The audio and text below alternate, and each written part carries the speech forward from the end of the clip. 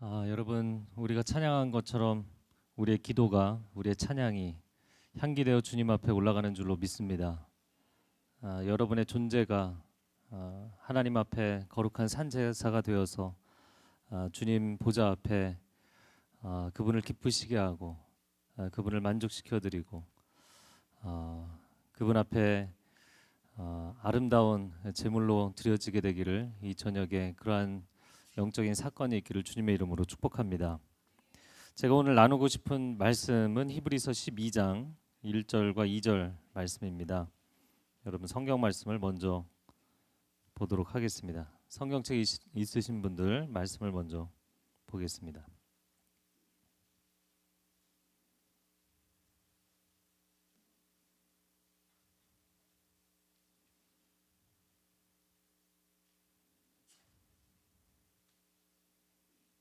네, 다 찾으셨으면 1절, 2절 한 목소리로 읽어보겠습니다. 시작. 이러므로 우리에게 구름같이 둘러싼 허다한 증인들이 있으니 모든 무거운 것과 얽매이기 쉬운 죄를 벗어버리고 인내로서 우리 앞에 당한 경주를 하며 믿음의 주요 또 온전하게 하시는 이인 예수를 바라보자. 그는 그 앞에 있는 기쁨을 위하여 십자가를 참으사 부끄러움을 개의치 아니하시더니 하나님 보좌 우편에 앉으셨느니라. 아멘. 제가 오늘 나눌 설교의 제목은 경주자인가 구경꾼인가. 저를 한번 따라해보세요. 경주자인가 구경꾼인가. 동계올림픽이 이제 시작이 됐습니다. 운동 경기가 있으면 선수들이 있고 그 선수들의 경기를 관람하는, 현장에서든 중계를 통해서든 관람하는 관람객이 있죠. 그런데 하나님 나라에서는 어떠한 사람들이 있을까요? 이 두 종류가 있을까요? 오늘 본문의 말씀에 보면 1절 말씀을 다시 보여주시면 우리에게 구름같이 둘러싼 허다한 관람객이 있다고 되어 있나요? 증인들이 있다고 되어 있어요. 이 사람들이 누군가요? 우리가 성경에서 많이 애송하고 또 많이 애독하는 사랑장, 부활장, 은사장, 소망의 서신, 믿음장. 여러분, 성경에서 믿음장이 히브리서 몇 장인가요? 11장이죠. 긴장하지 마시고요. 11장의 믿음의 선진들이 줄줄이 등장합니다. 그리고 마지막에는 이 사람들의 이름을 다 열거할 수 없다고 얘기했어요. 그렇게 끝난 11장 이후에 12장에 그 믿음의 선진들이 증인들이 되어서 구름같이 허다한 무리가 지금 어디에 서 있을까요? 이 사람들은 이 땅에서의 믿음의 경주를 다 마친 사람들이에요. 자, 믿음의 경주를 이야기할 때 인생의 이 믿음의 경주는 42.19km를 달리는 것처럼 장거리 경기를 하는 거예요. 네, 여기 어디 돌아다니기가 좀 쉽지 않나요? 그런데 이 42.19km를 달려갈 때 굉장히 그 긴 경기, 100m 경기도 물론 많은 관람객들이 있지만 올림픽 경기의 그 많은 경기들 중에서 하이라이트는 마라톤이잖아요. 마지막 정점에 폐회식 직전에 하죠. 자, 42.19km를 달려서 그 메인 스타디움에 들어올 때 온 관람객들이 관중석에서 일어나서 환호를 지르며 박수를 치며 선수들을 맞이하잖아요. 자, 이 장면은 우리가 이 땅에서 믿음의 경주를 마치고 천성문 앞에 들어갈 때 그 한가운데 예수 그리스도께서 서 계시고, 그리고 여러분, 긴 벽에 걸려 있는 그림 보셨어요? 천상의 그림. 그런 성화 못 보셨어요? 이 구름 위에 천군 천사들과 성도들이 천성문 앞에 쫙 서 있는 그런 그림 자주 걸려 있잖아요.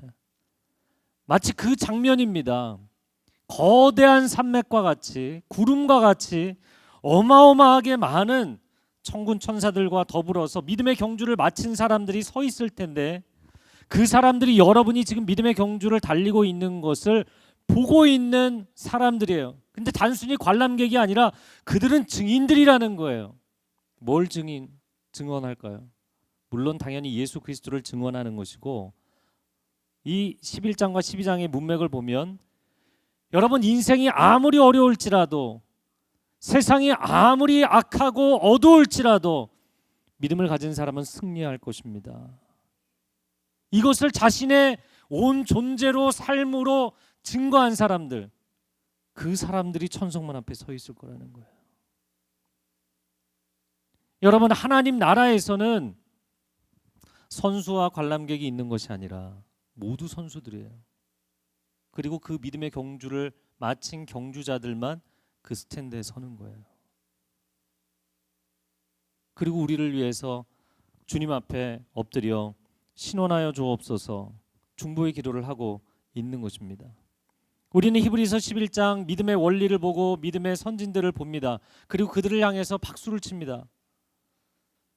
그러나 수많은 믿음의 선진들을 향해서 우리가 관람객처럼 박수를 쳐주고 야 정말 신앙이 훌륭하다 라고 이야기를 해도 우리가 히브리서 12장을 살아내지 못하면 우리는 관람객일 뿐인 거예요. 저는 오늘 여러분에게 도전하고 싶은 것은 관람객석에서 내려와서 트랙 위에 서라는 거예요.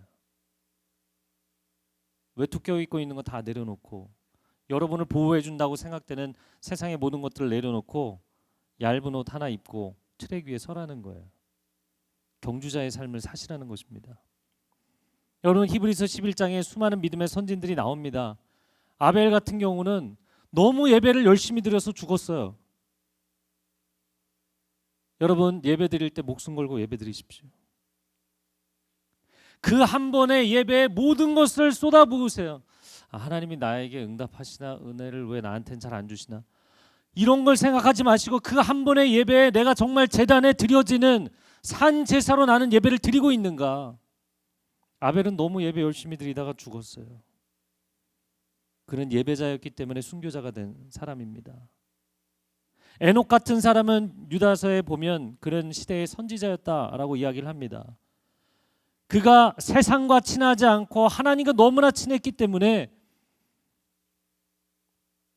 하나님의 메시지를 세상에 전하다가 사라져 버렸어요. 세상에서 내가 알려지고 세상에서 내가 어떤 지위를 얻고 세상에서 어떤 명예를 얻는 것이 중요한 것이 아니라 하나님과 친한 것이 내 인생에 가장 중요한 거였어요.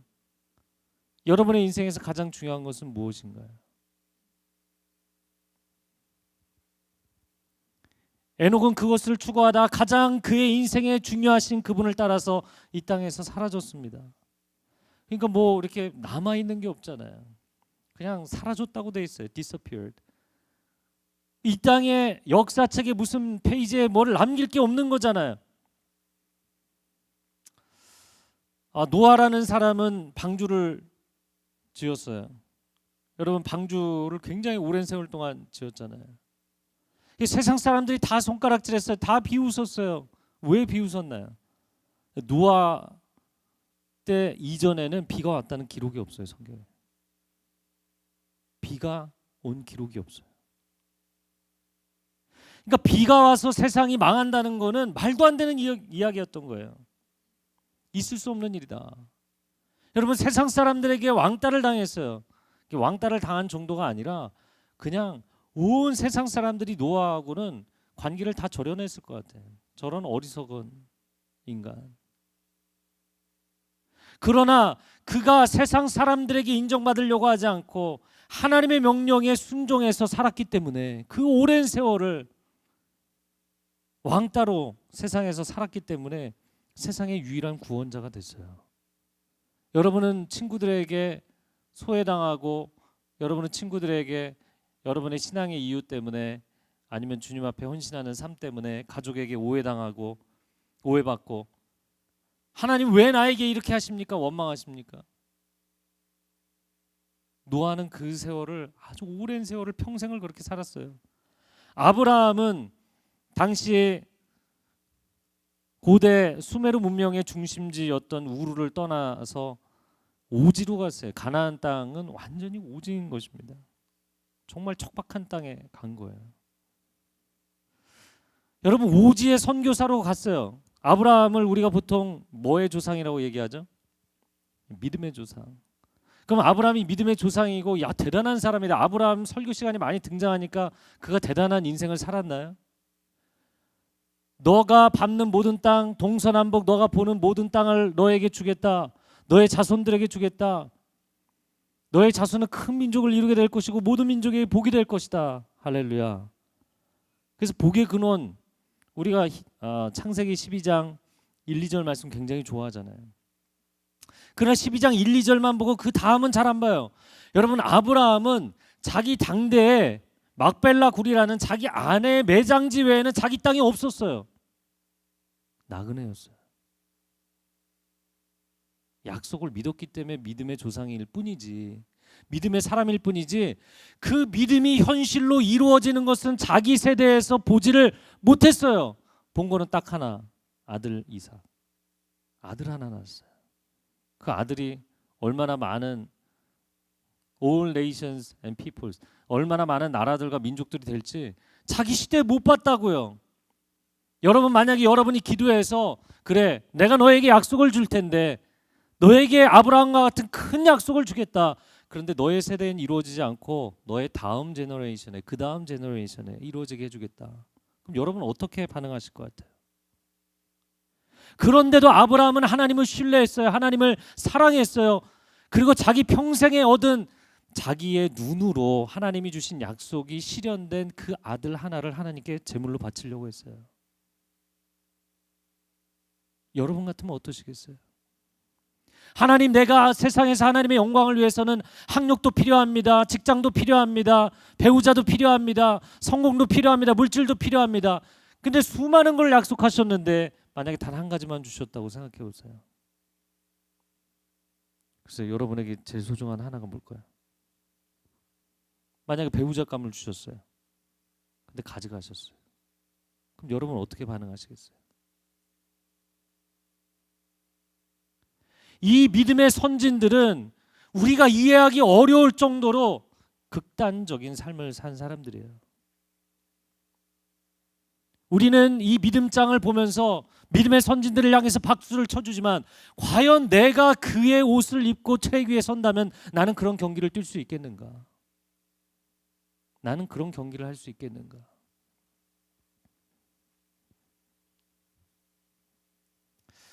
다윗이 목동으로서 골리앗 앞에 섭니다. 여러분, 당시에 다윗은 10대 소년이었고 그 이스라엘 군사들은 전쟁에 대한 경험이 있는 사람들이잖아요. 근데 전쟁의 경험이 있는 사람들이 다 포기했다고요. 왕도 포기했다고요. 저는 그게 궁금한데, 요나단이 어디 해외에 휴가를 갔나? 요나단은 그런 사람이 아니었잖아요. 근데 요나단도 나섰다는 얘기가 없어요. 아무도 나서지 않았어요. 그런 상황에서 이건 불가능이잖아요. 여러분 부른 찬양, 제가 여기 들어왔을 때 Nothing is impossible 부르셨는데, 여러분 불가능한 거잖아요. 근데 그 불가능을 가능으로 만든 사람이 다윗입니다. 사실 제정신이 아니죠. 맨정신이면 이렇게 할 수가 없어요. 미친 거예요. 4차원 정도가 아니라 한 7차원 정도. 완전히 이상한 사람이에요. 여러분, 다윗이 그렇게 이상한 소년이 아니었다면, 야, 쟤는 진짜 제정신이 아니구나. 왜 저렇게 살지? 신앙생활하면 꼭 저렇게 해야 되나? 그 정도의 사람이 아니었다면 세상을 바꾸지 못했어요. 과연 우리는 이 믿음의 선진들을 보면서 박수는 치지만, 과연 우리가 주인공이 되어서 경주자가 되어서 뛸 마음의 준비가 돼 있는가?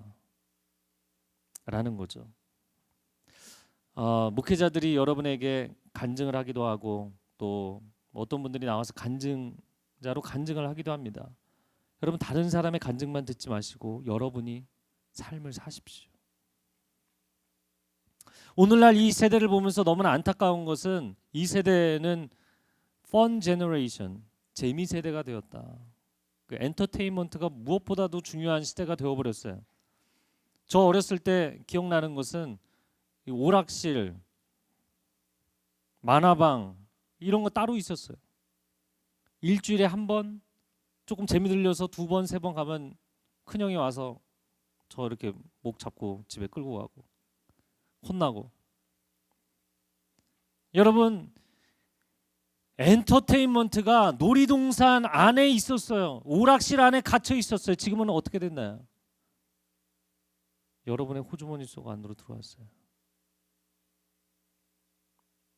이젠 나중에는 아예 여러분의 브레인에다 연결할 것 같아요. 사람이 술을 마시면 나중에는 계속 마시면 술이 술을 마시고 술이 사람을 마신다 그러죠. 엔터테인먼트의 노예가 된 시대에 살고 있어요. 조절이 안 돼. 이건 집단적인 중독 증상이죠.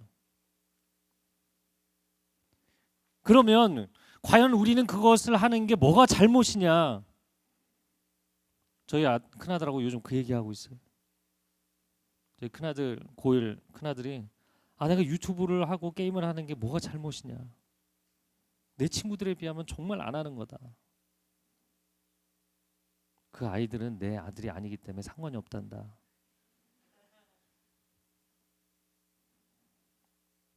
난 너를 세상 사람으로 키우려는 게 아니다.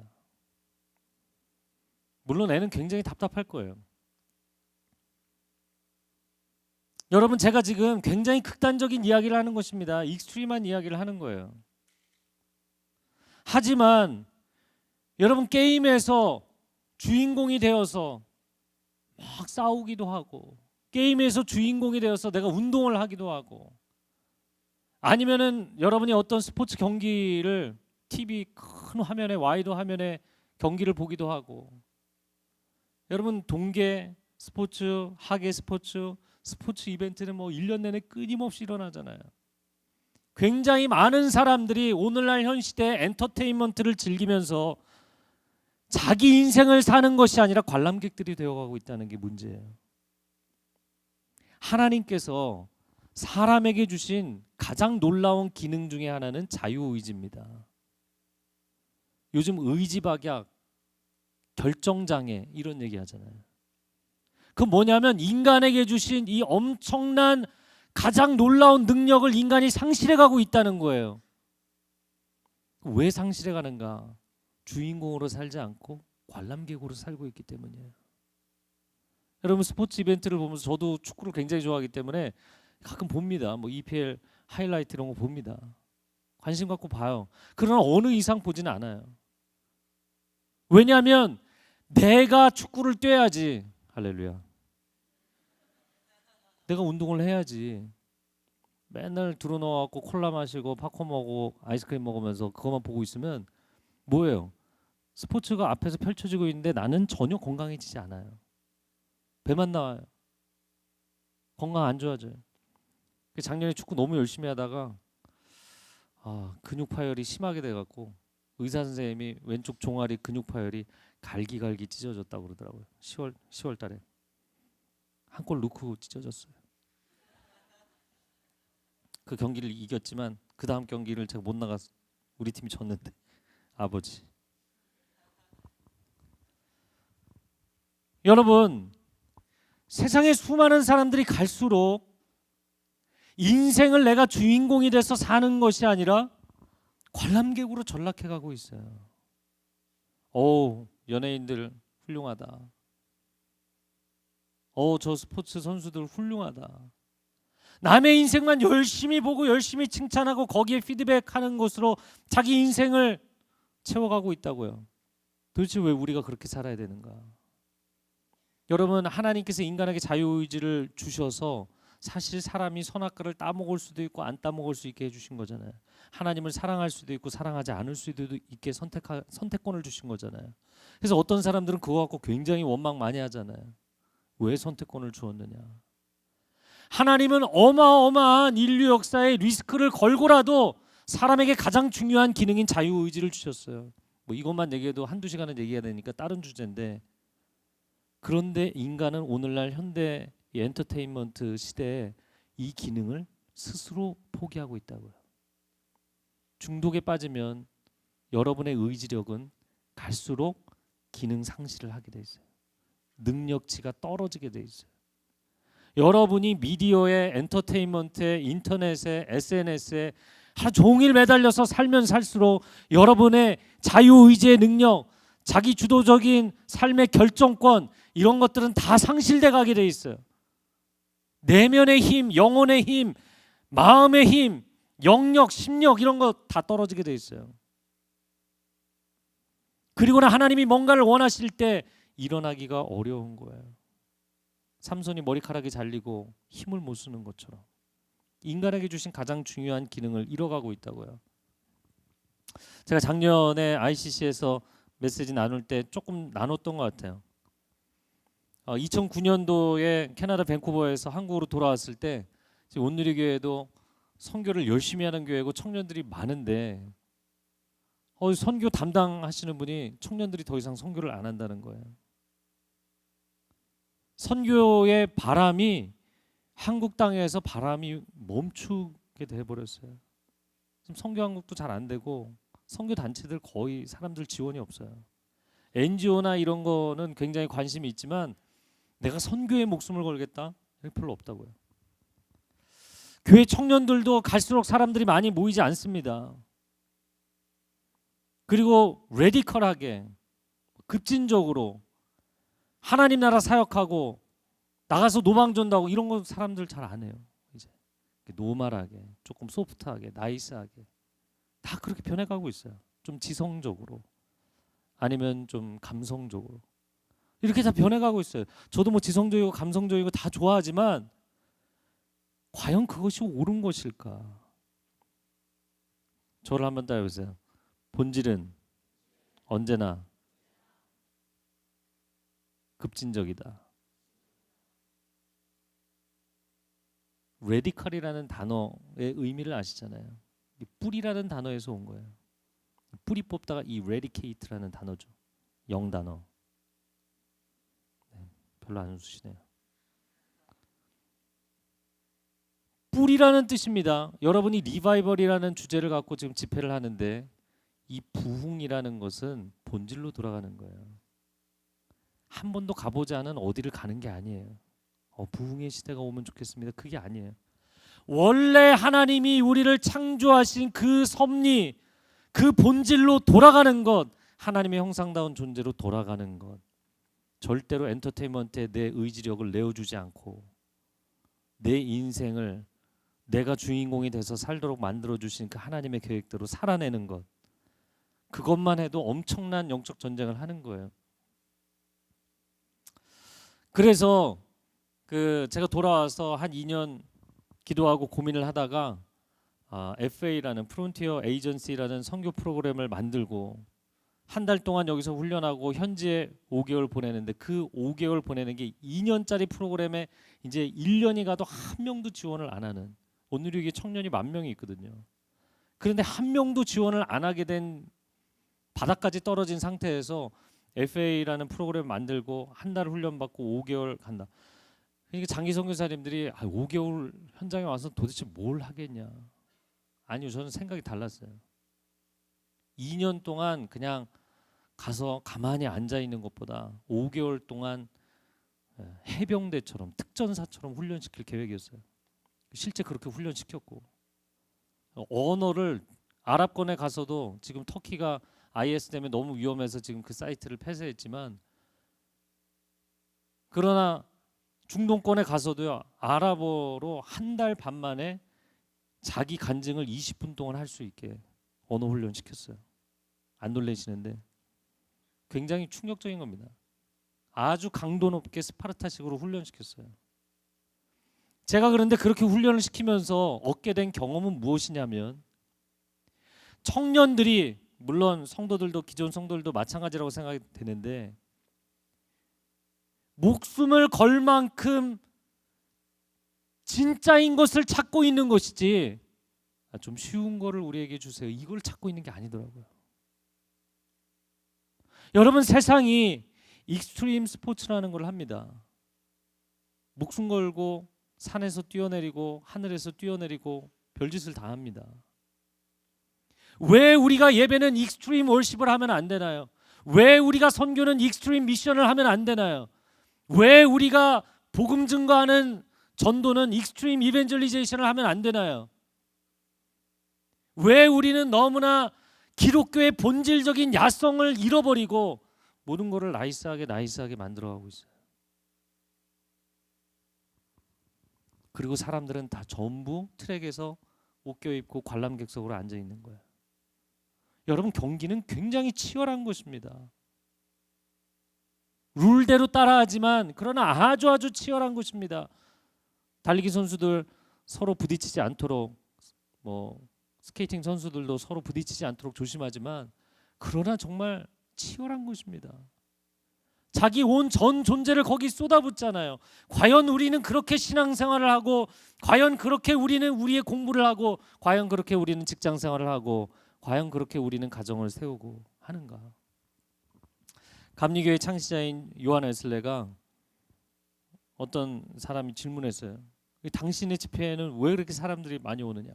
요한 웨슬레가 농담 반 진담반으로 당신 몸에 기름을 끼얹고 불을 질러 보십시오. 사람들이 구경하러라도 올 겁니다.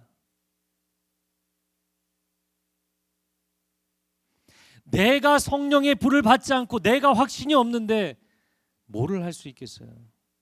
내가 지금 경기를 뛰면서 오늘 상대팀이 강팀인데 우리가 뭐 경기를 잘할 수 있겠어? 소극적으로 위축돼서, 여러분 축구를 사랑하는 많은 한국 사람들이 그 경기를 보고 있으면 막 차라리 내가 뛰겠다, 물론 그러면 안 되지만 그런 생각이 들 정도로 막 답답하잖아요. 괴롭잖아요.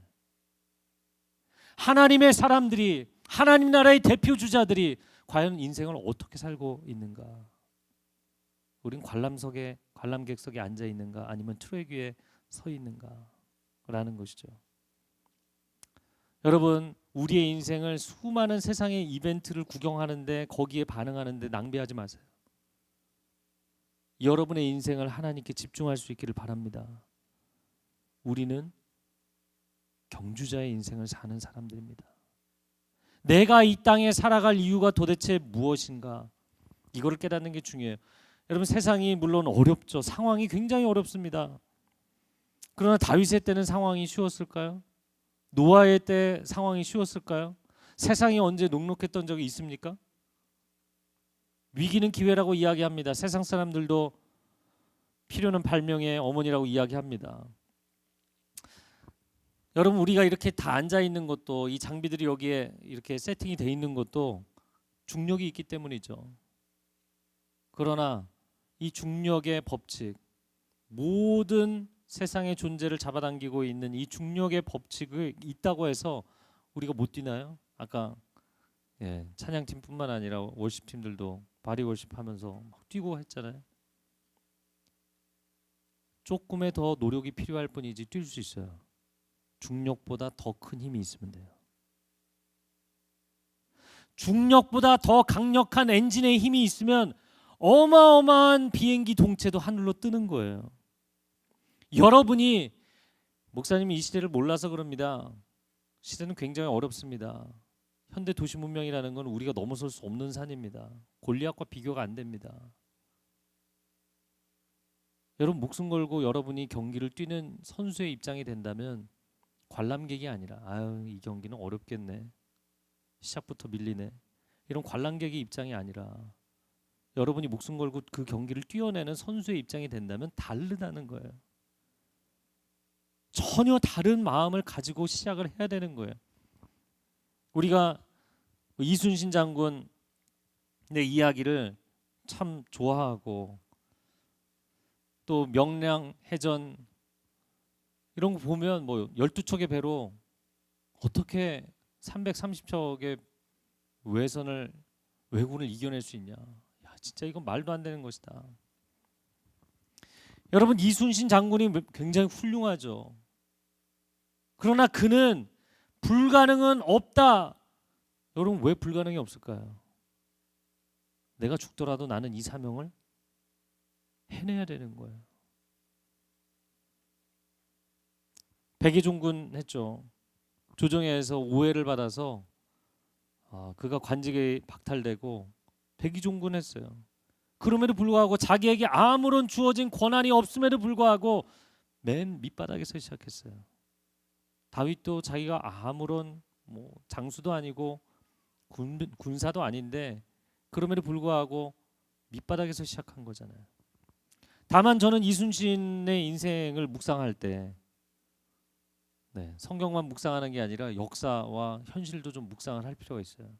안타까운 것은 그가 마지막 노량해전에서 죽었는데 그 죽음이 과연 전쟁이 치열해서 죽은 것이냐, 아니면 조정에서 자기를 받아줄 마음이 없기 때문에 스스로 죽기 위해서 가판 위에 가장 높은 곳에 갑옷까지 벗고 올라가서 화살을 맞은 것이냐, 논란이 많죠. 안타까운 것은 그가 그러한 스피릿을 가진 사람이 나라의 지도자가 됐다면 얼마나 좋았을까. 근데 너무나 독야청청한 사람이었기 때문에 정치를 할 수는 없는 캐릭터였어요. 나는 도망가는 왜군을 죽이고, 이 왜군하고 조정하고 사실 평화협정을 맺고 돌려보내라는 거였거든요. 근데 그 왜군들을, 조정 말 안 듣고 왜군들을 다 섬멸하고 그냥 자기는 장렬하게 죽은 거예요. 저는 여러분에게 오늘 어떤, 좀 이상하게 들릴지 모르겠지만, 여러분 한 사람 한 사람이 이순신과 같이 여러분의 분야에 있어서 목숨을 건 경주자가 돼야 되고, 그러나 한 가지 더 부탁한다면 장렬하게 전사하지는 마시라는 거예요. 다윗이 아주 비슷한 캐릭터입니다. 무관으로 시작했어요. 그런데 그는 나중에 문관이 됐어요. 그리고 세상의 리더가 됐어요. 그리고 그 시대를 변화시켰어요. 그 시대만 변화시킨 것이 아니라 오고 오는 모든 세대에 엄청난 본보기가 된 것이죠. 시편 118편 17절 말씀에 한번 보여주시겠어요? 자막 보여주시면 같이 읽어보겠습니다. 시작. 내가 죽지 않고 살아서 여호와께서 하시는 일을 선포하리로다. 할렐루야. 다시 한번 저를 따라해보세요. 내가 죽지 않고 살아서 여호와께서 하시는 일을 선포하리로다.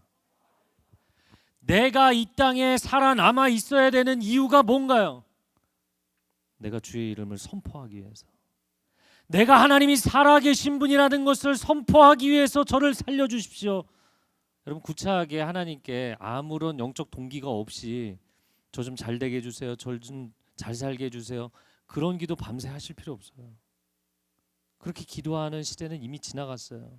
하나님이 한국 땅에 어마어마한 축복을 주셨잖아요. 물질적인 축복, 문화적인 축복, 굉장히 많은 혜택을 주셨는데, 그 시대에 수많은 사람들이, 하나님의 사람들이 하나님의 이름을 선포하는데 하나님 주신 것을 쓰지 않고 자신의 지위와 권력과 명예와 쾌락을 위해 써버렸기 때문에 하나님 더 이상 거기에 대해서 반응하실 이유가 없어진 거예요. 영적 당위성이 이 땅에서 사라져 버렸어요. 우리가 가난하고 부족하고 갈급할 때는 하나님이 부어주시면 그때는 영적 당위성이 있었어요. 그런데 지금은 시대적으로 그 영적 당위성이 사라져가고 있어요. 여러분은 억울하다고 생각될 수 있지만 그렇지 않습니다. 위기가 기회입니다. 여러분, 다윗이 골리앗 앞에 선 것처럼 과연 나는 골리앗 앞에 설 수 있는 존재인가? 자, 지금 여러분에게 골리앗 앞에 서라고 하면 나는 설 수 있겠다. 이게 좀 감이 안 온다면, 뭐 이상화 선수가 500m 경기를 하나요? 지금 가장 많이 이슈가 되고 있는 것 같은데, 이상화 선수가 경기를 안 나가겠다고 해서 갑자기 관람객석에 앉아 있는 여러분에게 스케이트 지금 신고 나오시라고 하면 난 할 수 있겠다. 그러니까 아무도 안 나온다고요. 그럼 누가 나올 수 있겠는가? 우리는 날마다 성경을 그냥 스토리텔링으로 그냥 보겠는가? 재밌는 성경 동화 이야기로 보겠는가? 내가 그 삶을 살아내겠는가? 여러분, 다윗이 그 상황에서 자기가 장수도 아니요, 졸병도 아니요, 군사로서 생활해본 경험도 없고 전쟁의 경험도 없어요. 그런데 그가 나설 수 있는 이유가 무엇이었습니까? 자기가 목동일 때부터 양 한 마리를 지키기 위해서 최선을 다했잖아요. 그러면 늘 곰이나 사자만 나타났을까요? 늑대나 일이나 여우 이런 것도 나타났겠죠. 여러분, 그럴 때 이미 그가 10대 청소년인데 더 어릴 때부터, 그래서 상상을 해본다면 초등학생 나이일 때부터, 그때부터 양 한 마리도 포기하지 않고 싸웠어요. 그 짐승이, 그 들짐승이 어떤 종류가 됐든 싸웠어요. 최선을 다했어요. 여러분, 지금 여러분의 나이에, 물론 20대, 30대 굉장히 어려운 나이인 거 압니다. 그러나 여러분의 나이에, 여러분의 상황에서, 여러분의 학업의 자리, 일터의 자리, 여러분의 가정의 자리에서 정말 세상과 구별된 인생, 난 노아처럼 평생 왕따 당해도 하나님의 사람으로 살겠다. 이런 여러분의 각오, 다니엘과 같은 각오, 그런 각오를 가지고 여러분이 여러분의 삶의 자리에서부터 살아내지 않으면, 평소에 하지 않으면 정말 빅 이벤트가 왔을 땐 못하게 돼 있어요. 쉽게 이야기를 할까요?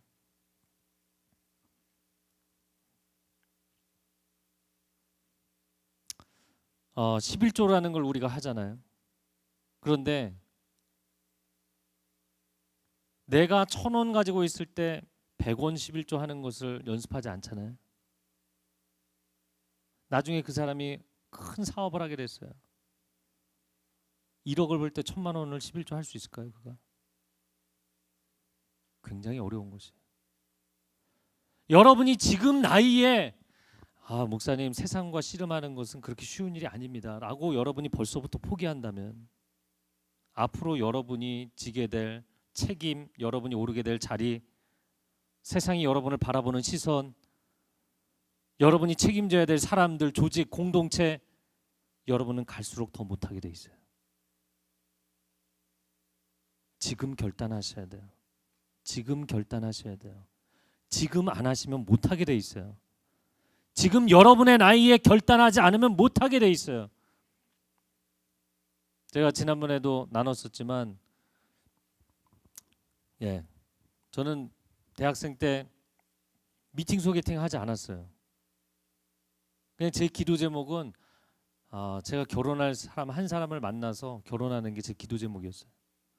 아주 순진무구한 기도 제목이었어요. 군대를 갔다 오기까지도, 대학교 1학년, 2학년, 그리고 휴학 1년, 2년 군대 갔다 오기까지도 미팅 소개팅 안 했어요. 전 딱 한 사람 만났고 그분이 저랑 19년 살았어요. 할렐루야.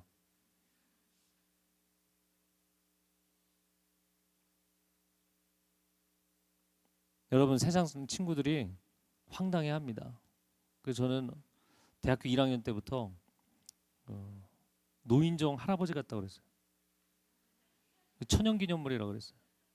그냥 천연, 그 내추럴 그 상태로 기념관에 들어간 천연기념물. 애들이 볼 때 황당한 거죠. 웃기는 거죠. 말도 안 되는 거죠. 왜 저러고 살아? 우리가 그토록 고생하고 열심히 공부하고 노력한 그 보상으로, 보상 심리로 열심히 놀아야지. 술 안 마셨어요. 그러나 술자리에 끝까지 계속 남아 있었어요. 그 신입생 수련회도 열심히, 후배들 신입생 수련회도 따라갔어요. 신입생 수련회 뭐 한세기 지켜온 민족의 뭐 그런 노래 교가를 부르는데, 한세기를 100세기 부를 때까지 계속 돌아다니면서 술 마시는 거예요. 100번 교가 부르면서 100번 술 마시기. 다 엉망이에요. 막 널브러지고. 제가 후배들 신입생 수련회를 간 이유가 있어요. 여러분, 이런 수련회만 오지 마세요. 신입생 수련회 가세요. 이유는 뭐냐면, 내가 가서 거기 앉아 있어야 마시고 싶지 않은 애들이 안 마실 수 있기 때문에. 괜찮아.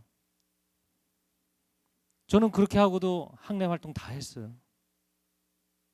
중요한 원칙은 술로 어필하지 않았고, 노는 걸로 어필하지 않았고, 열심히 공부해서 좋은 족보를 남겼기 때문에, 그 족보를 뭐 제가 91학번이니까 아주 오래전 세월인 것 같아요. 한 20년쯤 지났는데 아직도 보고 있더라고요.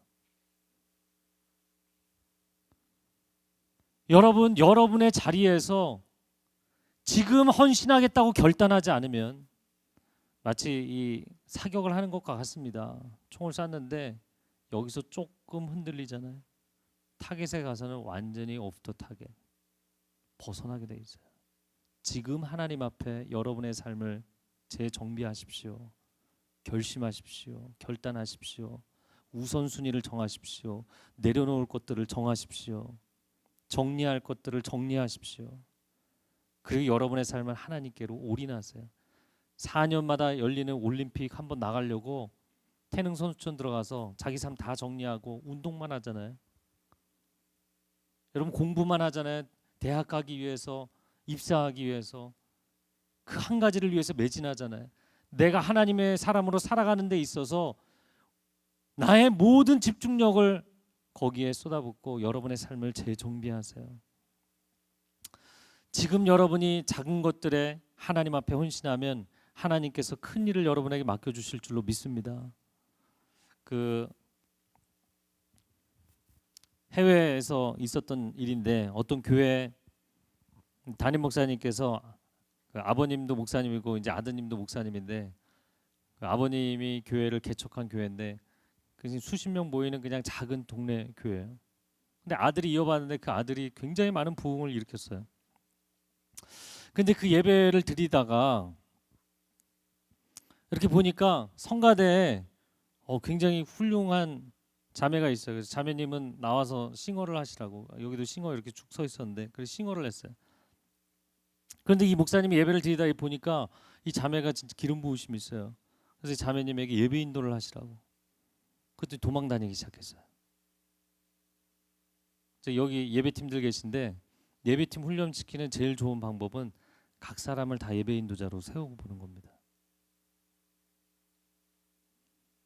그러면 졸병의 입장이 아니라 장수가 돼요. 이 헐트가 장수가 되는 게 굉장히 중요한 거예요. 자, 이 자매가 계속 도망 다녔어요. 다른 사람들은 이상하게 생각했겠죠. 목사님이 왜 쟤만 특별히 편애하는 거지? 이런 생각했을지 몰라요. 근데 목사님은 그 사람에게 기름 부으심이 있는 걸 발견한 거예요. 그러니까 안 되니까 하루는 이 목사님이 나와서 이 외국에서는 예배 시작할 때 처음에 웰컴 멘트하고 어나운스먼트 광고하고 그리고 찬양 시작하거든요. 담임 목사님 나와서 여러분 반갑습니다. 환영합니다. 저희 이번 주에는 뭐 이런 게 있고 이제 예배를 시작하겠습니다. 콜 투 월십, 예배로의 부름. 그리고는 마이크를 그 자매한테 딱 줘버리고 들어갔어요. 이 자매가 어떻게 예배 인도를 하는지도 모르게 첫 번째 예배 인도를 했어요. 그가 누구인지 아십니까? 호주 힐송의 달린 책입니다. 달린 책을 모르시진 않겠죠. 엄청나게 많은 예배 인도자들을 훈련시켜서 세운 정말 하나님이 이 세대에 주신 정말 탁월한 예배 인도자죠. 제가 오늘 예배팀들하고 이야기한 게 있어요. 싱어는 예배 인도자처럼, 예배 인도자는 담임 목사님처럼 마음을 가져야 그 예배의 기름 부으심이 나타납니다.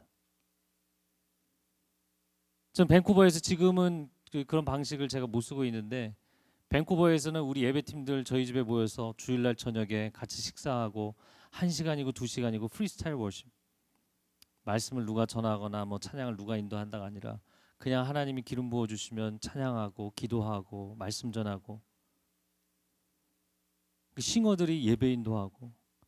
제가 한 번은 어떤 청년에게 싱어들 쫙 서 있는데 저도 뒤에서 아까 싱어들 그래서 유심히 봤는데 한 자매님이 굉장한 기름 부으심이 있더라고요. 여러분 참 재밌는 거는요, 싱어는 싱어답게 노래하게 돼 있어요. 절대 예배 인도자처럼 막 이렇게 하지 않아요. 근데 싱어는 딱 그 다음 열정의 레벨이 딱 그 다음 단계예요. 근데 그 자매는 보니까 예배 인도자보다 더 막 기름 부으심이 넘치는 거예요. 그래서 제가 그분에게 당신을 하나님 예배 인도자로 세우셨습니다. 막 도망 다니더라고요. 난 그건 안 한다고. 난 못하겠다고. 부담스럽다고. 그런데 얼마 뒤에 몇 달 뒤에 보니까 예배 자리에서 사라졌어요. 나중에 알게 됐는데 3년을 영적인 굉장히 깊은 디프레션에 빠져서 살았어요. 교회도 안 나오고. 물론 뭐 그거는 우연의 일치지만 여러분 우리가 이 땅을 살아가면서 천국은 침노하는 자의 것인 줄로 믿습니다. 여러분 축구 경기 하나를 해도 중요한 경기 그러면 우리가 평소보다 120%, 150%, 200%를 하겠다는 마음을 가져도 이기기가 쉽지 않은데 그냥 나는 졸병으로 뒤에 서 있겠다 이런 마음으로 어떻게 세상을 이기냐는 거예요. 못 이겨요. 여러분 브레이크스루 안 됩니다. 돌파가 안 된다고요. 시작할 때부터 그래서 노래를 할 때도 그 하이 피치의 음은 아래에서 이 하고서 올려 찍는 게 아니라 위에서 아래로 찍으라고 가르치잖아요. 여러분 영적으로 하나님의 기름 부으심이 여러분에게 임하기를 축복합니다. 여러분도 여러분의 마음 가운데 결단하기를 바랍니다. 제가 중등부 전도사를 처음 시작한 게 20년 전인데 참 감사했던 것은 그때 이제 콜링 해주셔서 전도사를 처음 시작했는데 일주일에 한 5일은 나온 것 같아요. 파트 전도사인데 그래서 학교 수업은 신학교 수업은 간당간당 받고 맨날 교회 사역하러 갔어요. 새벽에 나가고 저녁에 나가고 또 토요일에 훈련 학교 하고 주일날 섬기고 그리고 방학 때는 매일 나간 것 같아요. 근데 저희 담당하시는 지금 베이징 온누리교에 계신 분인데 강보호 목사님이라고 제가 참 영적으로 중요한 멘토로 생각하는 스승이세요. 근데 강보호 목사님이 전체 교육자회에서 그렇게 얘기를 하시는데 제가 굉장히 마음에 감사하더라고요. 저희 차세대 사역, 제가 그때는 청소년 사역하고 있었는데 청소년 사역은 파트는 전임처럼, 전임은 담임 목사처럼, 부목사는 담임 목사처럼, 그리고 담임 목사님은 예수님처럼 그게 하나의 표처럼 됐어요. 저는 그게 너무너무 좋았어요. 내가 파트 전사이기 때문에 나는 파트처럼 일하겠다. 나는 파트 사례 받으니까 나는 파트로서 일주일에 하루 이틀만 나오겠습니다. 그렇게 직업으로 일할 사람은 목회자 안 하는 게 나아요. 부교육자는 담임 목사님 같은 마음으로, 담임 목사님은 예수님처럼 목숨 걸고 그냥 내 삶을 다 생명을 그냥 하나님 앞에 드리는 그러한 삶을 살아야 이 시대를 압도하고 세상을 이길 수 있는 믿음의 선진들이 일으켰던 그 놀라운 부흥 리바이벌이라는 거 있잖아요. 그냥 이 구호로 외치는 것이 아니라 이것이 가능해지는 것입니다. 여러분 학교에서 여러분의 학업, 전공, 전문성에 있어서 최선을 다하세요. 최선을 다하세요. 오스왈드 챔버스가 기독교 3대 고전 중에 하나를 썼는데 주님은 나의 최고봉 아시나요? 저를 따라해보세요. 주님은 나의 최고봉. 제가 번역자의 입장에서 가장 가슴 아픈 번역이에요. 왜 이렇게 번역했는지 모르겠지만 원 제목은 My utmost for his highest. 최고의 주님께 나의 최선을. 여러분 최고의 주님은 나의 최선을 받으시기에 합당하신 분입니다. 그래서 우리 기도원 담당하시는 목사님도 그 경배와 찬양 출신이신데 경배와 찬양 뜨겁게 하나님 예배 가운데 제가 처음 만났을 때 처음 예배를 배웠을 때 그냥 나의 전 존재를 이 한 번의 예배에 다 드려야겠다. 손을 들고 찬양하면 손을 들었고 예수 지존하신 주님의 이름 앞에 다 무릎 꿇고 주 경배 그러면 다 앉아 있어도 저는 그냥 무릎 꿇었어요. 내가 가사를 입으로 얘기하면서 과연 나는 그렇게 살고 있는가? 내가 그렇게 살지 않으면서 유행가 가사처럼 부르는 게 너무너무 힘들었어요. 내면이. 처음 그렇게 예배를 배우기 시작했어요.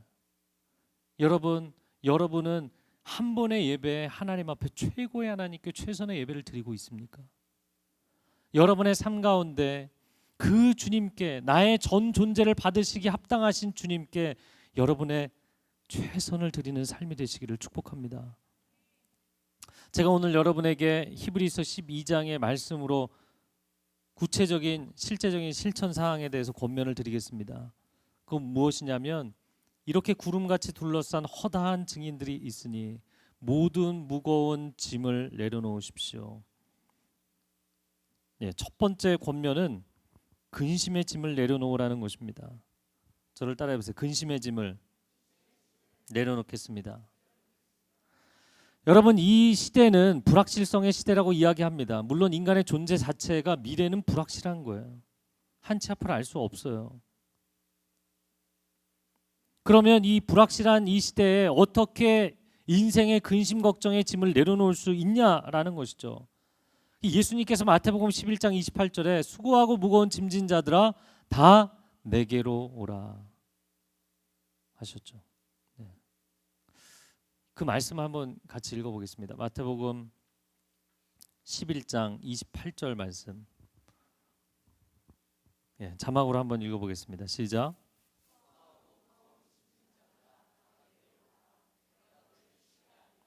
자, 여기를 잘 보세요. 수고하고 무거운 짐을, 어마어마한 근심의 짐을, 인생의 짐을 지고 있는 여러분이 주님 앞에 나오면 위로를 받잖아요. 짐을 내려놓을 수 있잖아요. 할렐루야.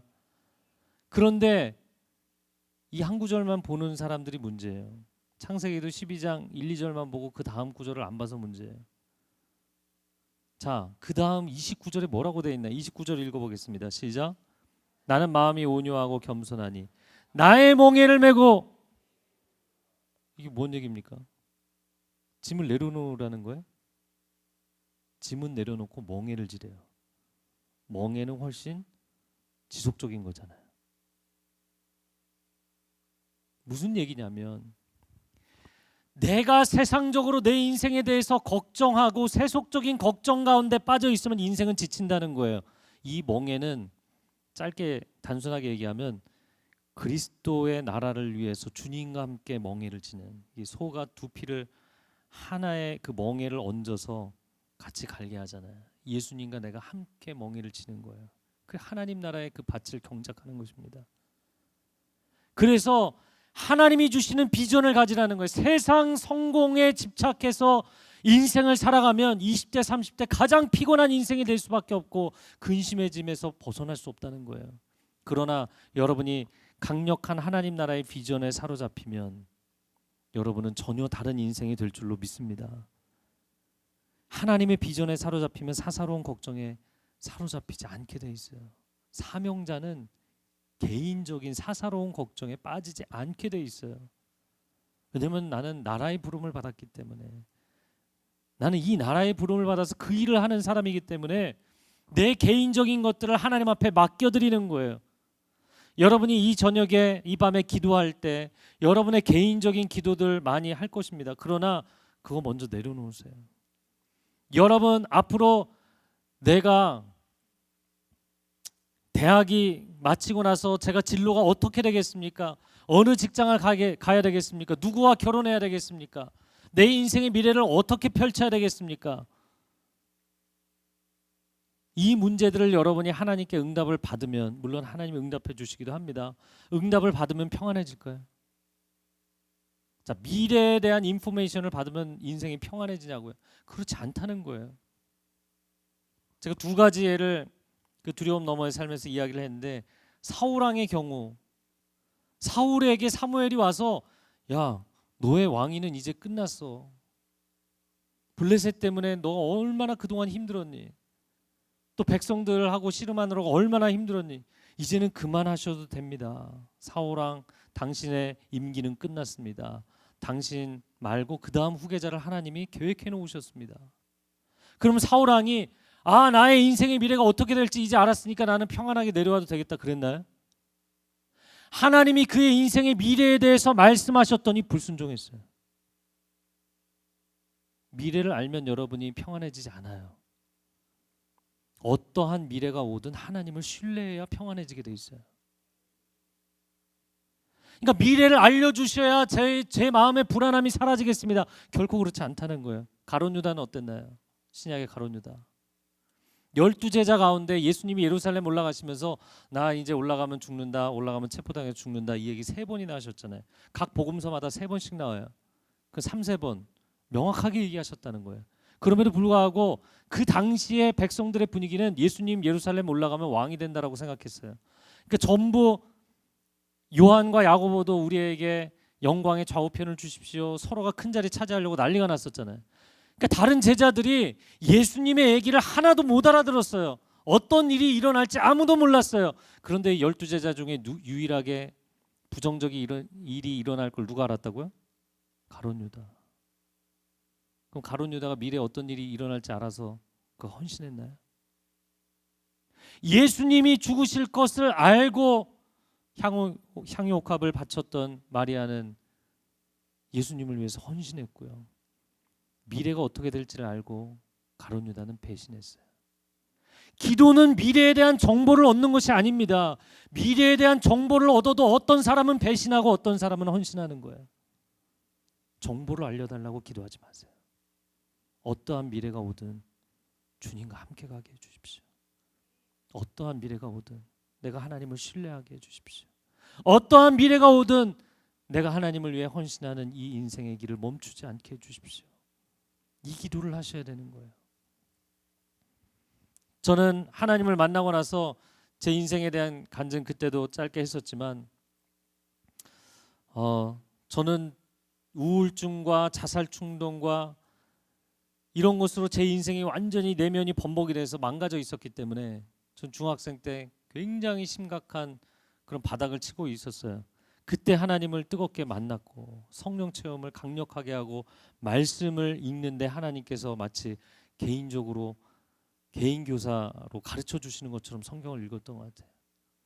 하루에 2시간씩 성경 읽고 밤에 가서 교회 예배당 가서 1-2시간씩 기도하고 하나님과 늘 하루 종일 혼자 걸어다니면서 아마 다른 사람들 봤으면 미쳤다 그럴 것 같아요.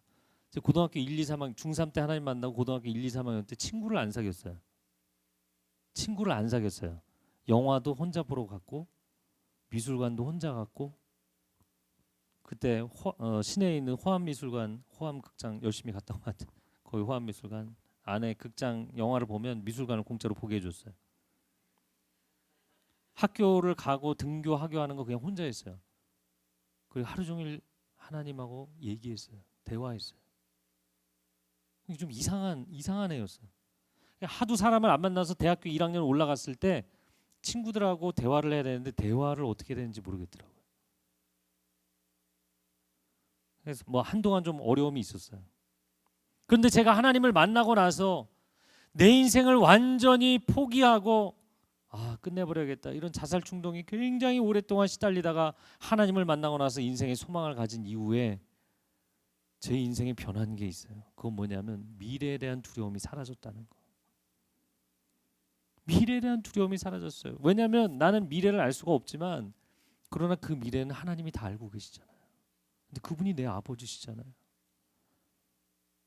I don't have to take care of my future. 내가 내 미래에 대해서 내가 take care 하는 게 아니라고요. 그 하나님이 take care 해주시는 거지. 내가 왜 걱정을 해요? 그럼 내가 내 미래를 내가 마음대로 컨트롤할 수 있어요? 내가 하나님도 아닌데.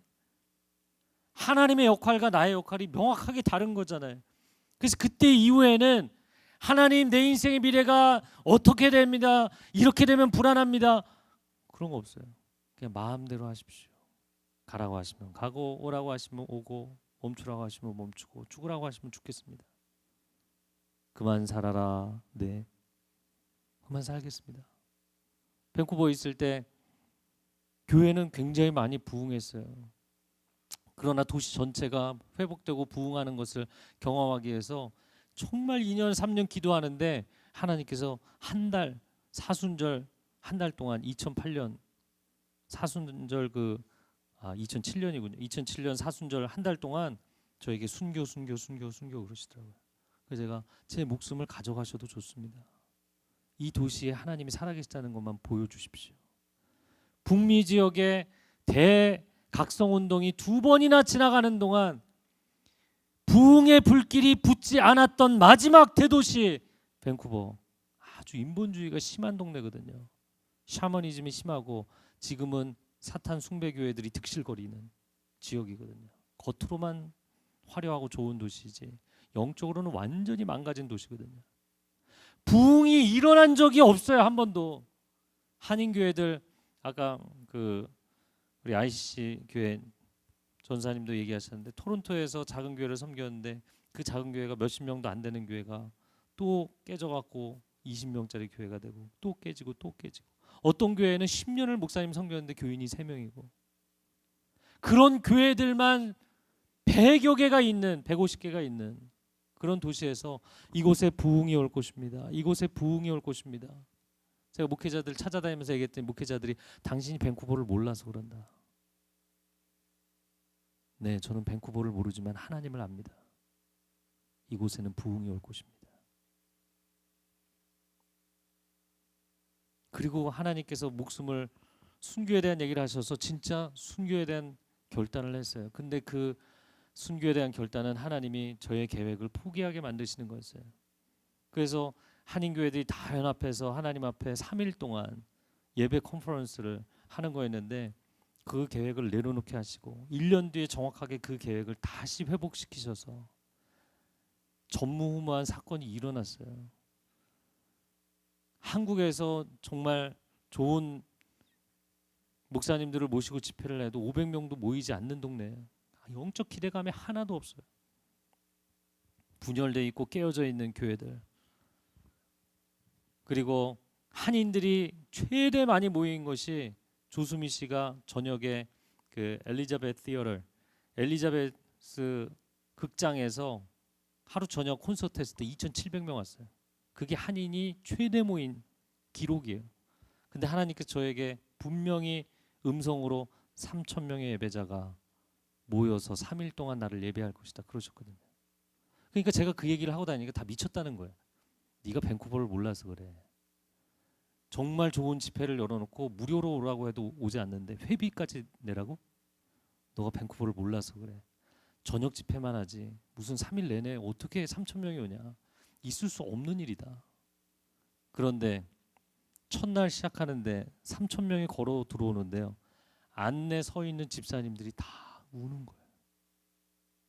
마지막 날 4,500명이 걸어 들어오는데 사람들이 다 우는 거예요. 여러분, 그 중간의 과정에 대한 거는 다 얘기할 수 없어요. 그거는 내가 완전히 죽는 경험들을 무수히 경험하는 영적 전쟁을 어마어마하게 치르고 목사님들 찾아다니면서 욕을 바가지로 먹고 어리석은 그 많은 어려움들을 당하면서도 하나님이 기뻐하시는 일은 이루어져야 합니다. 하나님이 살아계시다는 것을 보여줘야 됩니다. 세상에. 전 이러고는 못 살겠습니다. 하나님, 내가 하나님의 사람인데 이 땅에 와서 보니까 이 땅은 목회자들의 무덤이라고 이야기하고 북미에서 부흥할 수 없는 도시라고 이야기하고 여기는 사단이 장악한 지역이고 동성애자들의 천국이고 교회들이 있는데 교회가 조금만 부흥하면 다 갈라지고 당신이 여기서 부흥을 이야기하는 것은 당신이 이 땅을 몰라서 그런다. 이 땅이 영적으로 얼마나 어두운 땅인 줄 아냐. 아니요, 저 그거 잘 모르지만 하나님이 얼마나 강력하신 분인지는 압니다.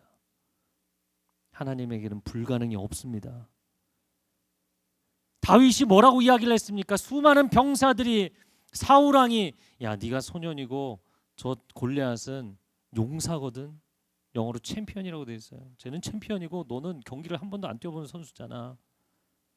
너가 어떻게 벤치 멤버도 아니고 훈련도 받아본 적이 없는 너가 저를 싸우겠느냐. 저 할례 받지 못한 이방인들이 내 하나님을 살아계신 하나님을 모욕하는 걸 난 못 참겠다. 난 내가 죽더라도 하나님 살아계신 걸 보여줘야겠다. 여러분 안에 이 결단이 일어나면 하나님이 여러분을 쓰실 것입니다. 여러분 그 결단을 하세요. 내일 모레 더 큰 집회들 많이들 오시겠지만 오늘 상대적으로 적은 숫자가 괜찮습니다. 여러분 200명이 앉아서 예배를 드린들 여기서 단 한 사람도 다윗이 안 나오면 소용없는 거예요.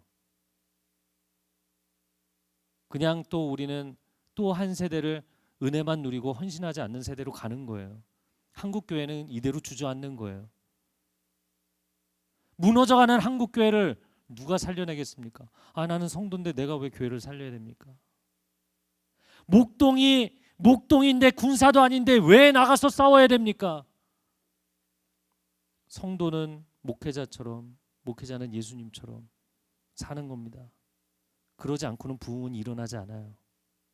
졸병이 장수가 되지 않으면 이순신처럼 백의종군 완전히 그냥 하급 졸병이 되었는데도 불구하고 장수의 심장을 가지고 싸우는 사람이 있지 않으면 세상은 변하지 않아요. 세상이 얼마나 만만치 않은지는 여러분이 저보다 더 잘 알잖아요. 근심 걱정을 내려놓으십시오. 그 방법은 그냥 하나님께 맡기는 거예요. 그리고 사명자로 사세요. 사명자는 사사로운 곳에 매이지 않아요. 내가 하나님의 살아계심을 나타내는 게 중요한 거지. 내 교회가 부흥하고 내 사역이 부흥하고 내 직업이 부흥하고 이런 건 중요하지 않아요. 하나님은 살아계십니다. 난 이것을 세상에 보여줄 것입니다. 여러분, 근심 걱정이 많으면 여러분의 기도는 제자리를 맴돌게 돼 있어요. 왜냐하면 제가 오늘 이렇게 설교문을 뽑아왔는데, 여기 한번 보세요. 설교문을 뽑아왔는데 가끔 여러분이 출력할 때 실수할 때 있잖아요. 이면지 사용하면서 이렇게 넣는데 출력되어 있는 면에 또 출력할 때 글자가 보이나요? 그리고는 하나님이 응답을 안 한다고 그래요. 자기 생각에 꽉 차 있어서 하나님이 아무리 말씀하셔도 안 들리는 것일 뿐이에요. 최고의 기도는 백지 상태로 나가는 것입니다. 제가 하나님을 만나고 깨달은 최고의 기도는 하나님, 저는 아무 계획이 없습니다. 하나님, 마음껏 제 인생에 하나님의 디자인을 해주십시오. 원하시는 대로 다 하겠습니다. 원하시는 대로 다 하겠습니다. 그냥 단 한 번 나가서 싸우다가 죽는 것, 그거라도 하겠습니다. 맨 앞에서 총알바지 그걸 하라 그러시면 그거라도 하겠습니다. 뭐든지 시키시는 대로 하겠습니다. 그게 내 인생의 최선의 계획이라고 하나님 말씀하시면 저는 순종하겠습니다. 토마스 선교사가 우리나라 와서 대동강변에서 제너럴 쇼머너에서 성경 던지다가 붙잡혀갖고 죽었잖아요. 그 소중한 젊은이가 인생을 허비한 것인가요? 아브라함처럼 오지 선교사로 가서 자기 대 아무것도 이룬 것도 없는, 그러면 인생이 정말 실패한 것인가요? 여러분의 세대, 여러분의 인생이 세상의 평가에, 부모의 평가에, 가족의 평가에 실패라고 평가되면 여러분 정말 실패인가요? 우리는 왜 그렇게 세상적으로 생각을 해야 되나요? 그 토마스 선교사 때문에 결국에는 한국 최초의 교회 널다리 교회가 시작되었고 평양 대부흥 운동의 주축이 된 것입니다. 우리가 우리의 짧은 근시안적 관점으로 우리 인생을 평가할 수 없어요. 근심 걱정을 주님께 맡길 수 있는 것은 사명자가 될 때 맡길 수 있어요. 저를 한번 따라해보세요. 사명자가 될 때 근심 걱정을 맡길 수 있다. 네, 요즘 화재가 많이 나고 있어요. 화재가 나면 저 불길에 어떻게 사람들이 나오겠어. 그렇게 보는 사람들은 불구경만 하고 있는 사람들이죠. 근데 불구경만 할 수 없는 사람들이 누군가요? 소방관들이죠. 그들이 왜 불길에 뛰어드나요? 사명이기 때문에. 사명이기 때문이에요. 여러분은 사명자들로 사시면 불 걱정하지 않아요. 내가 죽을까 걱정하지 않아요. 내 가족들 집에 있는데 걱정하지 않아요. 그걸 걱정할 새가 없어요. 사명자로 사는 사람은 자기 인생에 근심 걱정하지 않습니다. 두 번째, 오늘 히브리서 12장의 말씀에 얽매이기 쉬운 죄를 벗어버리라. 저를 따라해보세요. 얽매이기 쉬운 죄를 벗어버리라. 죄는 얽어맵니다. 죄는 얽어매게 돼 있어요. 아까도 얘기했던 것처럼 사람이 술을 마시고 술이 술을 마시고 술이 사람을 마신다고 사람이 죄를 짓지만 죄는 죄를 부르고 그 죄가 나중에 사람을 삼킵니다. 그것이 죄의 원리예요. 여러분의 인생 오늘날 얼마나 죄의 유혹이 많습니까? 현세주의이기 때문에 현세주의는 항상 사상적으로 쾌락주의와 물질 만능으로 가게 돼 있어요. 그렇잖아요. 여러분, 이러나 한 세상 이래도 한 세상 저래도 한 세상이잖아요. 노세 젊어 노세. 어차피 한 세상인데 놀다 가야지. 내가 오늘 자유이용권 끊었어요. 그럼 저희 아들들, 야 내일 학교도 가야 되는데 저녁 먹기 전에 나가자 그러면 난리가 나요. 안 된다. 범퍼카를 10번은 타야 된다. 끝날 때까지 완전히 진을 빼고 놀아야 되는 거예요. 그게 뭔가 현세주의예요. 이 자유이용권을 쓸 수 있는 시간이 한정돼 있어요. 그냥 딱 요 세상에 내일 학교는 생각하지 않아요. 영원, 내세 이런 거 없어요. 천국 이런 거 없어요. 그냥 내가 몸뚱아리로 살아가는 이 세상이 전부야. 그러니까 여기 있을 때 최대한 돈 많이 벌어서 마음껏 먹어보고 마음껏 써보고 마음껏 놀아보고, 그게 현세주의예요. 현세주의는 쾌락주의로 가게 돼 있고 물질 만능으로 가게 돼 있고, 그리고 제가 가끔 농담하는 거지만 뷔페 가면 속이 부패하도록 먹잖아요. 뭘 먹었는지도 몰라요. 기억 안 나요. 결국에 물질 만능과 쾌락주의는 물질이 지나치게 많고 쾌락이 지나치게 많으면 허무해지게 돼 있어요. 그리고 허무해지면 극단으로 가면 퇴폐주의로 가게 돼 있고요. 데카랑스. 그리고 그 마지막은 자살이에요. 그래서 요한복음 10장에 원수가 와서 하는 것은 우리를 빼앗고 도둑질하고 죽이는 것뿐이다. 원수는 결국에 우리를 사망의 끝에 몰아넣는 것. 아내가 인생을 열심히 살았는데 왜 죽고 싶지? 아내가 인생을 멋지게 살아서 성공해서 하나님께 영광을 돌리려고 했는데 왜 내가 어느 순간 그것도 못하고 죽고 싶지? 난 지금 뭘 하고 있는 거지? 원수에게 다 속아서 그래요. 여러분, 죄의 쓰레기통이나 뒤지는 홈리스로 인생을 살 수는 없습니다. 죄의 쓰레기통을 날마다 뒤지면서 살아가는 인생을 살 수는 없어요. 아까 제가 나눴던 것처럼 여러분, 한겨울에 올겨울 특별히 추웠는데 옆구리가 아무리 시려도요, 하나님이 주시는 사람 만날 때까지 아무나 만나지 마세요. 제가 여호수아 청년부 하면서 제일 많이 설교했던 게 매주일 손만 잡으면 결혼하라고 했어요. 손만 잡으면 결혼해요. 그러니까 완전히 구시대 고리적 이야기를 하고 있는 거예요. 제가 그 얘기를 교회에서 한 여러 가지 이유가 있는데, 젊은이들이 스킨십이 선을 넘기 때문에.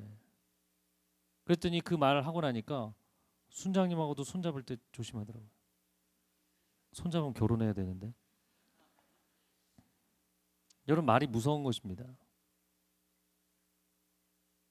손만 잡으면 결혼하라 그랬어요. 그 사람들이 다 이 의식의 수위가 awareness 레벨이 올라가니까 사람들이 다 조심하더라고요. 서로를 조심스럽게 대하고 진지하게 대하고, 그리고 정말 마음이 있는 사람들은 진지하게 교제하고 결혼하고. 그래서 제가 주례를 굉장히 많이 하게 됐어요. 여러분, 하나님이 주시는 사람 만날 때까지 사람이 여러분의 마음의 허무함이나 외로움을 채워주기 위한 수단으로 사람을 쓰지 마세요. 사람은 목적적인 존재지 도구적 존재가 아닙니다. 당신의 외로움 채우라고 사람들 아무나 사귀라고 하나님이 주신 거 아닙니다. 형제 자매로 대하시고, 그리고 결혼할 때 그때 하나님이 사람 주시면 명확하게 헌신하세요. 또 줬는데 그건 도망 다니지 마시고. 요즘은 헌신도 잘 안 하려고 하잖아요. 결혼도. 결혼하고 싶은 사람은 결혼을 못해서 안달이고, 또 결혼해야 되는 사람들은 결혼하기 싫어서 도망 다니고. 하나님이 주시는 길에 헌신하십시오. 헌신하세요. 죄의 문제, 여러분, 죄의 중독에 빠지지 않으려면 압도적인 하나님의 은혜를 체험해야 되는 줄로 믿습니다. 제가 차에 캔디나 껌이나 뭐 초콜릿이나 이런 걸 넣어놓고 다녀요. 여기 운전하면 보조석 사이에 칸이 있잖아요. 그 보관함에 저희 아들들이 가끔 타면 그걸 열어갖고 막 이거저거 꺼내 먹는 거예요.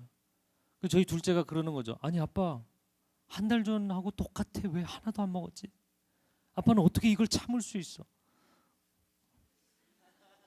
지훈아, 아빠는 이거 참는 게 아니고 진짜 졸릴 때만 먹는 거야. 근데 애가 볼 때는 어떻게 이 유혹을 벗어날 수 있냐는 거야. 여러분, 어렸을 때는 그게 유혹이 될지 모르지만 나이가 들면서 더 맛있는 게 참 많잖아요. 제가 고등학생 때 뭐가 제일 먹고 싶었냐면 국밥. 그 사극에 보면 항상 주막에서 국밥 맛있게 먹잖아요. 너무 맛있어 보였어요. 난 대학 가면 국밥을 열심히 먹겠다.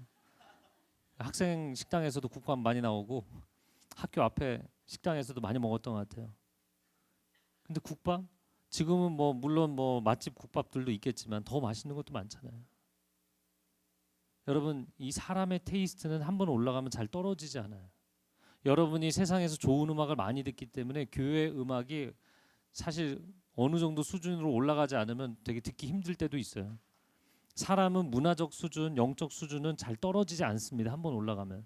테이스트는 좋은 것을 맛보고 나면 덜한 것을 그리워하지 않게 돼 있어요. 세상의 자극적인 것, 중독적인 것, 세상에 여러분을 유혹하는 많은 죄의 습성들, 그것은 결국에는 사람을 허무하게 만들고 비참하게 만들고 무너지게 만들고 자기 삶을 못 살게 만들고. 근데 하나님의 은혜를 맛보면 이건 전혀 다른 차원이거든요. 하나님의 선하심을 맛보아 알지어다. 할렐루야. 여러분, 말씀으로 성령으로 은혜로 충만한 삶이 되시기를 축복합니다. 이제 말씀을 마무리하겠습니다. 제가 오늘 여러분에게 구경꾼이 아니라 경주자가 되기를 권면했습니다. 지금 국가대표 선수들이 열심히 경기를 하고 있는데요. 뭐 어떤 종목이 됐든 간에 국가대표가 된다는 것은 어떤 의미일까요? 국가대표가 되는 것은 영광스러운 것일까요? 아니면은 고통스러운 것이고 고난이 많은 것일까요? 아니면 둘 다일까요?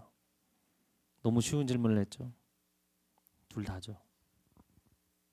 얼마 전에 한 자매님이 50대 여성도님이 본인이 평생을 하나님을 사랑하며 열심히 전도하며 살았는데 하나님의 선하심에 대해서 제가 최근에 의심하게 됐습니다. 너무 어렵습니다. 그러면서 욥은 왜 그런 인생을 살아야 됐나요? 뭐 이런 얘기를 하시더라고요.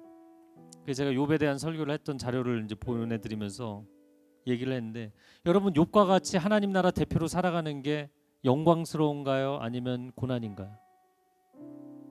둘 다죠.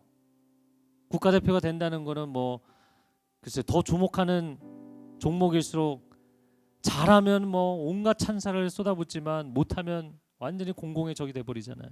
얼굴도 들고 다닐 수 없게 만들어버리잖아요. 여러분 다윗으로 살고 싶으십니까? 다윗과 같은 인생이 된다는 게 그게 영광스러운 것인가요? 아니면 고통스러운 것인가요? 다윗은 부모에게 버림받았습니다. 자기 형들에게도 배척을 당했습니다. 자기 인생의 첫 번째 멘토인 사울왕에게 버림받았습니다. 자기 믿음의 큰형님과 같았던 요나단과는 평생을 떨어져 지내야 됐습니다. 자기의 첫사랑인 미갈이 자기를 버렸습니다. 자식들이 반란을 일으켰습니다. 자기의 오른팔 왼팔 요압과 아비새가 자기를 배신했습니다. 다윗은 평생을 외로운 인생을 살았어요. 하나님 한 분만 사랑하라고 하나님 그러셨는지 모르겠어요. 목동일 때나 왕이 됐을 때나 변함없이 그는 외로웠어요. 사람이 옆에 있지를 않았어요. 늘 사람들에게 잘해줬는데, 그래서 시편에 보면 나의 친구 나의 동무들, 내가 함께 성전에 예배드리러 올라갔던 그 사람들이 나를 배신하다니, 하나님 어떻게 이럴 수 있습니까? 다윗을 굉장히 외로운 인생으로 만드셨어요. 그런데도 다윗은 사람 친구가 없는 것은 하나님 참을 수 있어도 하나님이 나를 버리시면 전 갈 데가 없습니다. 하나님 저를 버리지 마십시오. 그냥 하나님의 사람으로 살겠습니다. 노아도 다윗도 여러분 하나님 나라의 대표주자가 되라고 제가 여러분에게 권면하고 있지만 굉장히 힘들고 외로운 삶입니다. 그리고 여러분이 그 자리에 서게 되면 영적 전쟁의 타겟이 될 거예요. 원수가 여러분을 타겟팅할 거예요. 그래서 밴쿠버에 대한 이야기를 조금 했지만 그 4년 동안 진짜 사단이 저를 죽이려고 온갖 난리를 치더라고요. 우리 가정을 깨뜨리려고 하고 제 아들을 죽이려고 하고, 제 아들은 머리가 여기 정수리에서부터 뒤에까지 깨지고 도저히 일어날 수 없는 일들이 계속 일어나고 가만히 두지 않는 거예요. 여러분 전쟁을 하는데, 경기를 하는데 저기 스트라이커가 있어요. 저기 장수가 있어요. 그럼 걔를 꺾어야 되는 거예요. 제가 활동을 못하게 견제를 해야 되는 거예요. 집중 견제를 하는 거예요. 여러분의 인생에 영적 전쟁이 없습니까? 그러면 완승을 했든지 아니면 프로 수용소에 있든지 둘 중에 하나죠. 이 땅에 있으면서 완승은 없어요. 여러분이 하나님 나라를 위해서 목숨 걸잖아요. 사도 바울처럼 살잖아요. 다윗처럼 살잖아요. 노아처럼 살잖아요. 고난이 많을 겁니다. 각오를 하셔야 돼요. 우리는 이 땅에 하나님께서 살아계시다는 것을 보여줘야 됩니다. 그것이 우리가 살아갈 이유입니다. 그것이 우리가 살아갈 이유예요. 만약에 여러분 지금 동계올림픽 선수촌 입단식 했잖아요. 그 선수들이 다 그 입단식 하는데 들어갔다고요. 그럼 숙소에 들어갔어요. 또 경기장에 나와요. 그런데 선수 옷을 입고 있는데 경기를 뛰지 않는다고 생각해 보세요. 그럼 그 선수가 거기 왜 있겠어요? 마커스에서 부르는 내가 이 땅에 살아갈 이유, 우리가 이 땅에 살아갈 이유, 도대체 우리가 여기 왜 살아 있습니까? 우리 전 세대도 우리 전전 세대도 하나님 정말 힘들 때 도움받았고 은혜 받았고 저희도 그냥 도움받고 하나님은 도와주시는 분입니다. 이거 얘기하려고 살고 있나요? 아니요. 여러분 가운데 다윗이 나오고 여러분 가운데 사도 바울이 나오고 여러분 가운데 노아가 나오고 여러분 가운데 예배하다 순교한 아벨이 나오고 여러분 가운데 하나님의 사람들이 일어나서 이 세상 한가운데 하나님의 살아계심을 선포하게 되기를 축복합니다. 하나님, 저는 관람객으로 인생을 살고 끝낼 수 없습니다. 내가 관람객으로 인생을 살다가 끝내려면 내가 왜 여기 태어났겠습니까? 하나님, 태어난 그 어떤 사람도 사명이 없는 사람이 없는데 저를 불러주십시오. 저에게 힘을 주십시오. 용기를 주십시오. 비전을 주십시오. 이 시간 기도할 때